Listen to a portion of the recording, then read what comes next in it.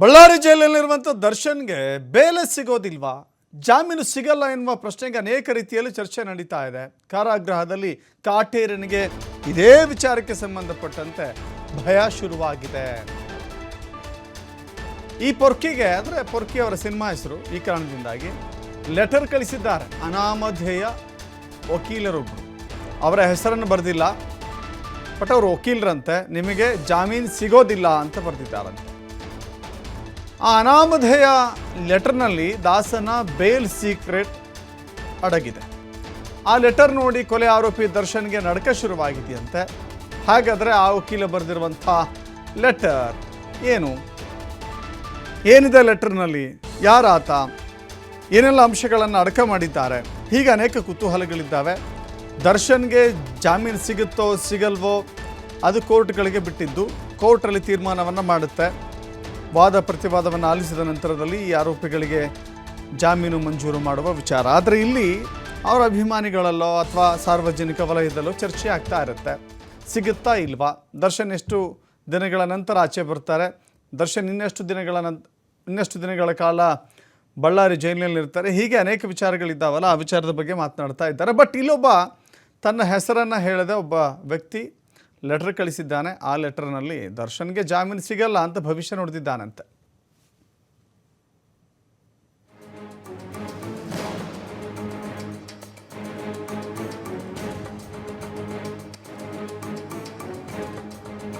ಇದೇ ವಿಚಾರಕ್ಕೆ ಸಂಬಂಧಪಟ್ಟಂತೆ ನಮ್ಮ ಪ್ರತಿನಿಧಿ, ಬಳ್ಳಾರಿಯ ಪ್ರತಿನಿಧಿ ಅರುಣ್ ಒಂದು ಪ್ರತ್ಯಕ್ಷ ವರದಿಯನ್ನು ಕೊಟ್ಟಿದ್ದಾರೆ, ನೋಡೋಣ.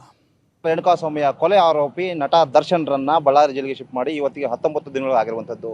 ಸದಾ ಬಿಗಿ ಬಂದೋಬಸ್ತ್ನಿಂದ ಜೈಲಿನ ಆವರಣ ತುಂಬಿ ತುಳುಕ್ತಾ ಇತ್ತು. ಆದರೆ ಕಳೆದ 3 ದಿನಗಳಿಂದ ರಜಾ ಇರುವುದರಿಂದ ಇಲ್ಲಿನ ಸಿಬ್ಬಂದಿಗಳು ಕೂಡ ರಜೆಯಲ್ಲಿರುವುದರಿಂದ ಈಗಾಗಲೇ ಒಂದಷ್ಟು ಸಿಬ್ಬಂದಿಗಳನ್ನ ಕಡಿತ ಮಾಡಿರುವಂಥದ್ದು. ಜೈಲಿನ ಸದ್ಯ ಆವರಣ ಬಿಕೋ ಎನ್ನುವಂಥದ್ದು, ಒಂದಷ್ಟು ಅಧಿಕಾರಿಗಳು ಮತ್ತು ಒಂದಷ್ಟು ಸಿಬ್ಬಂದಿಗಳು ಕೂಡ ಕಡಿಮೆ ಆಗಿರುವುದರಿಂದ ಜೈಲಿನ ಆವರಣದಲ್ಲಿ ಒಂದಷ್ಟು ಬಿಗಿ ಭದ್ರತೆಯಲ್ಲಿ ಒಂದಷ್ಟು ವ್ಯತ್ಯಾಸ ಆಗಿರುವಂಥದ್ದು.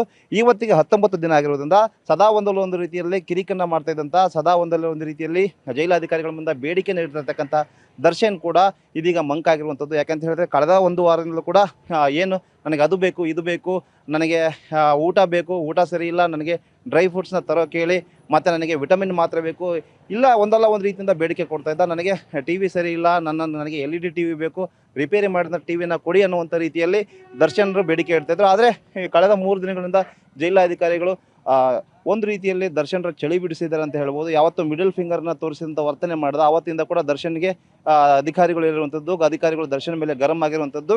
ನಿನ್ನ ವರ್ತನೆಯನ್ನು ಸರಿ ಮಾಡ್ಕೋ, ಜೈಲಿನ ಅಧಿಕಾರಿಗಳು, ಜೈಲಿನ ನಿಯಮಗಳು ಏನಿದೆಯೋ, ಜೈಲಿನ ಪ್ರಿಸನರ್ ಮ್ಯಾನ್ಯುವಲ್ ಏನಿದೆಯೋ ಅದೇ ಪ್ರಕಾರ ಇಲ್ಲಿನ ವಿಚಾರಣಾಧೀನ ಕೈದಿಗಳಿಗೆ ಯಾವ ರೀತಿಯಾದಂಥ ಹಕ್ಕುಗಳು ಸಿಗಬೇಕು, ಯಾವ ರೀತಿಯಾದಂಥ ಸೌಲಭ್ಯಗಳು ಸಿಗಬೇಕು, ಅವು ಸಿಗುತ್ತೆ ಅನ್ನುವಂಥ ರೀತಿಯಲ್ಲಿ ಹೇಳಿರುವಂಥದ್ದು.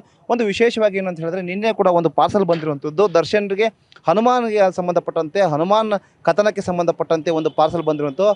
ಅದನ್ನು ಜೈಲಿನ ಅಧಿಕಾರಿಗಳು ಪರಿಶೀಲನೆ ಮಾಡಿ ದರ್ಶನ್ಗೆ ಕೊಟ್ಟಿರುವಂಥದ್ದು. ಹನುಮಾನ್ನ ಕಥನ ಎಂದಿರುವಂಥ, ಹನುಮಾನ್ ಚಾಲಿಸ ಇರುವಂಥ ಪುಸ್ತಕ ಅದಾಗಿರುವಂಥದ್ದು. ದರ್ಶನ್ ಅದನ್ನು ಓದ್ತಾ ಕಾಲ ಕಳೀತಾ ಇದ್ದಾರೆ ಅನ್ನುವಂಥ ಮಾಹಿತಿ ಕೂಡ ಇರುವಂಥದ್ದು. ಇನ್ನೂ ಜೊತೆಗೆ ಪ್ರಮುಖವಾಗಿ ಒಂದು ವಿಷಯ ಕೂಡ ಇರುವಂಥದ್ದು. ಯಾಕಂತ ಹೇಳಿದ್ರೆ ಲೆಟರ್ ಕೂಡ ಬಂದಿದೆ, ವಕೀಲರು ಕೂಡ ಒಂದು ಲೆಟರ್ನ ಬರೆದಿರುವಂಥದ್ದು. ವಕೀಲರು ಆ ಲೆಟರ್ ಬರೆದಿರುವಂಥ ವಿಚಾರದಲ್ಲಿ ಗಮನಾರ್ಹವಾಗಿ ಏನಂತ ಹೇಳಿದ್ರೆ, ಅದನ್ನು ಕೂಡ ಜೈಲಿನ ಅಧಿಕಾರಿಗಳು ಪರಿಶೀಲನೆ ಮಾಡಿ ದರ್ಶನ್ಗೆ ಕೊಟ್ಟಿರುವಂಥದ್ದು. ಆ ಲೆಟರ್ನಲ್ಲಿ ಪ್ರಮುಖವಾಗಿ ವಕೀಲರು ದರ್ಶನ್ಗೆ ತಿಳಿಸಿರುವಂಥದ್ದು ಏನಂತ ಹೇಳಿದ್ರೆ, ನೀವು ನಿಮ್ಮ ವರ್ತನೆಯನ್ನು ಸರಿಯಾಗಿ ಇಟ್ಕೊಳ್ಬೇಕು. ಯಾಕಂದರೆ ನಾವೀಗ ಜಾಮೀನಿಗೆ ಅರ್ಜಿಯನ್ನು ಸಲ್ಲಿಸಬೇಕಾದಂಥ ಕಾಲ, ಹಾಗಾಗಿ ನಿಮ್ಮ ವರ್ತನೆ ಪ್ರಮುಖವಾಗಿ ಗಮನಾರ್ಹವಾಗಿರಬೇಕು. ಆಮೇಲೆ ನಿಮ್ಮ ವರ್ತನೆ ಕೂಡ ಯಾವುದೇ ಕಾರಣಕ್ಕೂ ಪ್ರಚೋದನಕಾರಿಯಾಗಿರ್ಬೋದು. ಹಾಗಾಗಿ ನಿಮ್ಮ ಜಾಮೀನು ಅರ್ಜಿಗೆ ಅನುಕೂಲ ಆಗಬೇಕಾದ್ರೆ ನಿಮ್ಮ ವರ್ತನೆಯಲ್ಲಿ ಸುಧಾರಣೆ ಕಾಣಬೇಕು ಅನ್ನುವಂಥ ಸಲಹೆಗಳನ್ನು, ಒಂದಷ್ಟು ನಿರ್ದಿಷ್ಟವಾದಂಥ ಸೂಚನೆಗಳನ್ನು ಕೊಟ್ಟು ಆ ವಕೀಲರು ದರ್ಶನ್ಗೆ ಪತ್ರ ಬರೆದಿದ್ದಾರೆ ಅಂತ ಹೇಳಲಾಗ್ತದೆ. ಹಾಗಾಗಿ ದರ್ಶನ್ ಕೂಡ ಕಳೆದ 3 ದಿನಗಳಿಂದ ಯಾವ ರೀತಿಯಾದಂಥ ಕಿರಿಕ್ ತೆಗಿತಾ ಇದ್ರು, ಯಾವ ರೀತಿಯಾದಂಥ ಮಂಕಾಗಿದೆ, ಎಲ್ಲ ರೀತಿಗಳನ್ನು ಬೇಕು ಬಿಡುಗಳನ್ನ ಪ್ರಸ್ತಾಪ ಮಾಡಿದ್ರು. ಇವೆಲ್ಲದರಿಂದ ಕೂಡ ಒಂದಷ್ಟು ದೂರಾಗಿ ಒಂದಷ್ಟು ಸೈಲೆಂಟ್ ಆಗಿರುವಂಥದ್ದು. ಈ 3 ದಿನಗಳಲ್ಲಿ ದರ್ಶನ್ ಸೈಲೆಂಟ್ ಆಗಿರೋದು. ನಾಳೆ ಅಥವಾ ನಾಡಿದ್ದು ಕೂಡ ಮತ್ತೆ ಕುಟುಂಬಸ್ಥರು ಜೈಲಿನ ಬೆಳಗ್ಗೆ ಭೇಟಿಗೆ ಬಂದು ಮತ್ತೆ ಜಾಮೀನು ಅರ್ಜಿಯ ವಿಚಾರವಾಗಿ ದರ್ಶನ್ ಜೊತೆ ಚರ್ಚೆ ಮಾಡುವಂಥ ಸಾಧ್ಯತೆಗಳಿರುವಂಥದ್ದು. ಶಿವಕುಮಾರ್ ಜೊತೆ ಅರುಣ್ ನವಲಿ, TV5 ಬಳ್ಳಾರಿ.